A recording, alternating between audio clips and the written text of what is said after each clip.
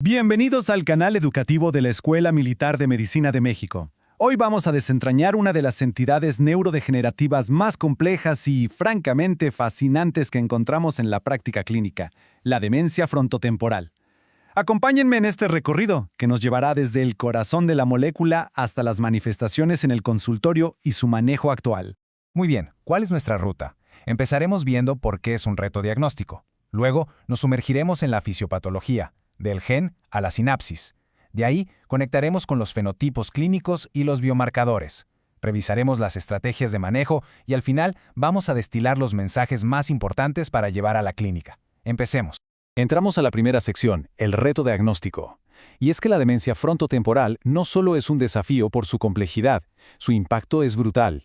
Pensemos en esto. Es la causa más frecuente de demencia en personas de menos de 60 años. Estamos hablando de individuos en plena vida productiva, familiar y social. Y aquí, justo aquí, reside la primera gran pista para la sospecha clínica. A diferencia del Alzheimer, que suele aparecer más tarde, la demencia frontotemporal, la DFT, irrumpe mucho antes.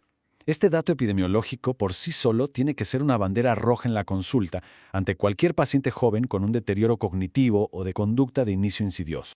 Ok, ahora vamos a meternos a las entrañas del problema, a la raíz. En la sección 2 vamos a explorar la fisiopatología.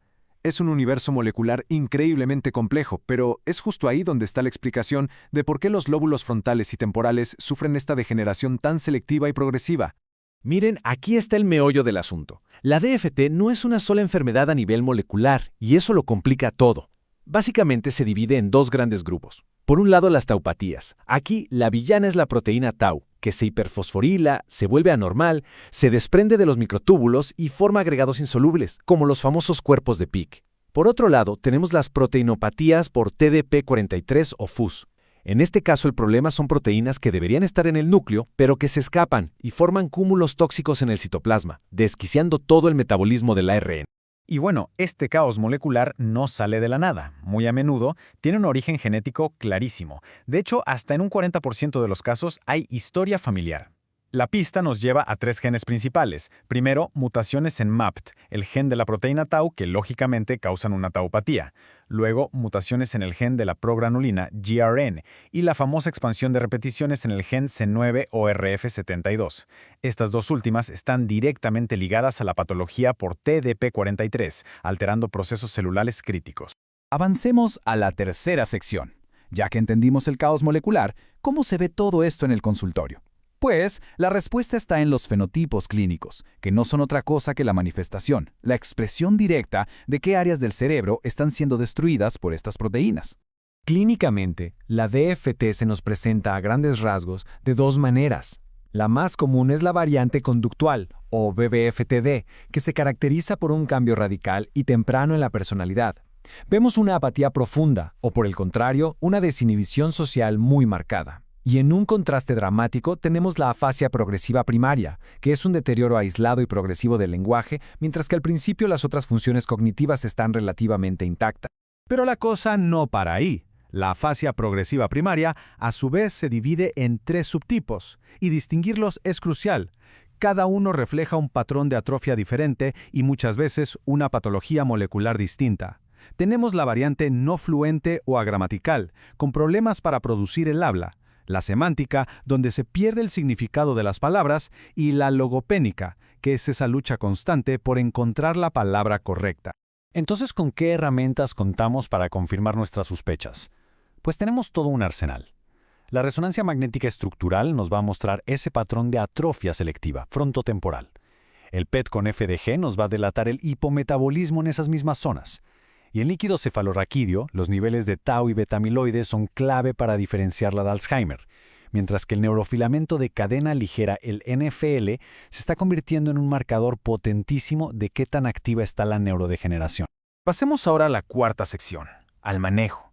Una vez que integramos la clínica y los biomarcadores y llegamos al diagnóstico, nos topamos de frente con la cruda realidad terapéutica que tenemos hoy para la DFT. La pregunta del millón es esta, y la respuesta al día de hoy es un rotundo no. No tenemos terapias que curen o modifiquen el curso de la enfermedad en la demencia frontotemporal. Por lo tanto, nuestro enfoque tiene que ser sí o sí integral, multidisciplinario y enfocado 100% en el manejo de los síntomas y en mejorar la calidad de vida. Esta tabla nos resume las opciones que tenemos sobre la mesa. Los ISRs, por ejemplo, a veces ayudan con conductas como la desinhibición o la compulsividad, pero su eficacia es bastante variable.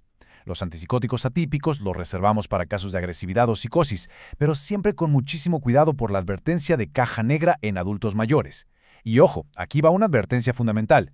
Los inhibidores de la acetilcolinesterasa que usamos en Alzheimer aquí están contraindicados. No solo nos sirven, sino que pueden empeorar la conducta. Muy bien, vamos a la recta final. En esta quinta sección vamos a consolidar los mensajes más importantes que nos tenemos que llevar de todo esto para la práctica diaria. A ver, para llevarnos a casa. Primero, la edad es una pista clave. Cambios de conducta o lenguaje en un paciente menor de 60 años, hay que pensar en DFT. Segundo, no es una sola enfermedad, es una proteinopatía con distintas caras moleculares.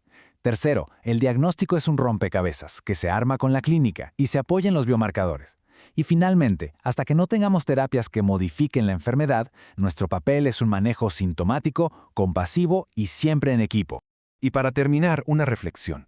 Todo este entendimiento profundo de la genética y la biología molecular nos está abriendo puertas que antes eran impensables. Oligonucleótidos antisentido, inmunoterapias. La pregunta ya no es si vamos a tener terapias dirigidas, sino cuándo. ¿Será que estamos justo en el umbral de una nueva era para tratar la demencia frontotemporal? La información que hemos discutido se fundamenta, por supuesto, en evidencia científica rigurosa. En pantalla se muestra la referencia principal para quien desee profundizar en el tema. Este video fue producido por el general de brigada médico cirujano Humberto Carrasco Vargas. Muchas gracias por su atención.